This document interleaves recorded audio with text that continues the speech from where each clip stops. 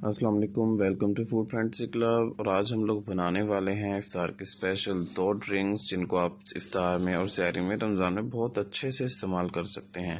Watermelon juice और दूसरी है स्ट्रॉबेरी लस्सी। इन दोनों को आप सहरी में इफ्तारी में जब चाहें आप इस्तेमाल कर सकते हैं और ये बहुत ही अच्छी हैं। तो चलिए इंग्रेडिएंट्स देख लेते हैं। वाटरमेलन स्लाइस चाहिए होंगे हमें 3 कप, शुगर चाहिए होगी 2 टेबल स्पून। उसके बाद जो है वो ये नमक जो है वो आधा टीस्पून हमें चाहिए होगा। और इसके साथ साथ सॉफ्ट ड्रिंक मतलब आप कोई भी ले लें तो वो 1 कप चल जाएगी।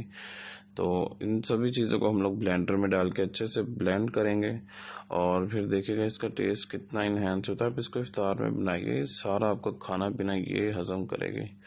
तो जो लोग इफ्तार के अंदर पेट भर के खाना खा रहे थे उनसे यही गुजारिश है कि भाई आप इस ड्रिंक को ट्राई कीजिए और साथ में हाँ 1-2 पकौड़े अगर लेना चाहें तो वो लीजिए। और खाना जो है वो रात को 8 बजे के बाद खाइए।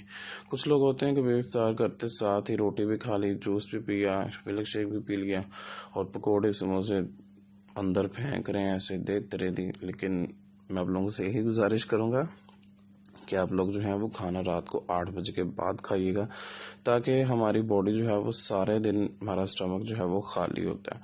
और अगर हम एक ही साथ उसके अंदर सब कुछ डालेंगे तो वो थोड़ा सा प्रॉब्लम कर सकता है। ठीक है, तो ये देखिए अच्छे से हम इसको ब्लेंड कर रहे हैं। ये इसकी कंसिस्टेंसी आप चेक कीजिए, तो ये बहुत ही स्मूथ बनेगा। तो आप लोगों के घर अगर कोई मेहमान आ जाए रमज़ान से हट के भी आप इसको अपनी गर्मियों में इस्तेमाल कीजिए। मैं तो कहता हूँ जो लोग ये लाल शरबत पीने के आदी हो चुके हैं उनको चाहिए कि ये पिएं, क्योंकि इसके अंदर हर वो चीज़ न्यूट्रिशंस हैं जो कि जिनकी ज़रूरत हमारी बॉडी को होती है। तो इंशाल्लाह उम्मीद करता हूँ आप सब लोगों को बहुत अच्छा लगेगा। तो ये हो गया हमारा रेडी। ग्लास मैंने पहले से रेडी कर लिए थे अपने। एक स्लाइस ऊपर लगा के बहुत ही ज़्यादा इसकी ग्रेस निकली है। लीजिए तैयार है।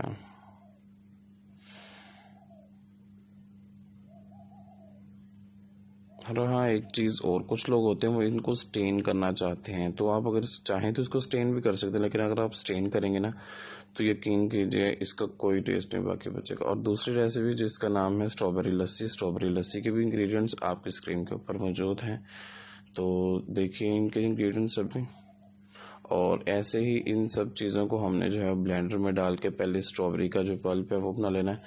ये देखिए स्ट्रॉबेरी गई सारी ब्लेंडर के अंदर। उसके बाद योगर्ट और साथ में शुगर पाउडर जो मैंने रखा था। अच्छा शुगर यहाँ पे मैंने पाउडर फॉर्म में यूज़ करी है। पाउडर फॉर्म में यूज़ करने का एक मकसद मेरा ये भी था कि ये जो है वो थोड़ी सी स्मूथ हो जाएगी, फ्लफ़ी हो जाएगी। तो अगर हम लोग वैसे दूसरी शुगर डालते तो उसके साथ ये होना था कि थोड़े से इसके चंक्स रह जाने थे और वो लस्सी में बिल्कुल भी अच्छे नहीं लगते। तो ये जो दही था इसको भी मैंने अच्छे से फ्रीज़ करा था, ये देख सकते हैं आप इसकी कंसिस्टेंसी।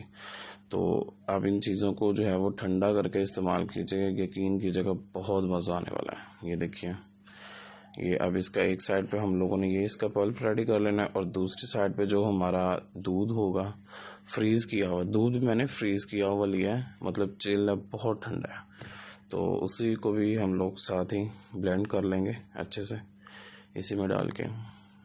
तो उसके बाद जो है वो इन दोनों चीज़ों को मिक्स करके पिएगा। अगर आप चाहें तो अच्छे से दोनों को खुद ही ब्लेंड कर सकते हैं, अगर नहीं करना चाह रहे तो ये देखिए जैसे मैंने किया सेपरेट सेपरेट दोनों को कर लिया और ग्लासेस के अंदर इनको डाला मैंने। बहुत अच्छे से इनका टेस्ट निकलता है ऐसे। ये देखिए हाफ़ शुगर जो थी वो मैंने उसमें डाली थी, हाफ़ ही मैं इस दूध के अंदर डाल रहा हूँ पाउडर शुगर जो थी मेरी। अब इसको अच्छे से ग्राइंड कर लिया, हो गया ग्राइंड आ गया जी। चलें जी ये देखिए 1-1 चम्मच इसका, चलो भी 2-2 डाल लो, 2-2 डाल लिए और साथ में ये दूध जाएगा ऊपर से, बहुत अच्छा टेस्ट निकलेगा। उम्मीद करता हूँ आप लोगों को मेरी ये रेसिपीज़ बहुत अच्छी लग रही होंगी। तो मेरे चैनल को सब्सक्राइब कीजिएगा, लाइक कीजिए, शेयर कीजिए अपने दोस्तों के साथ, फैमिली मेम्बर्स के साथ। तो ये देखिएगा।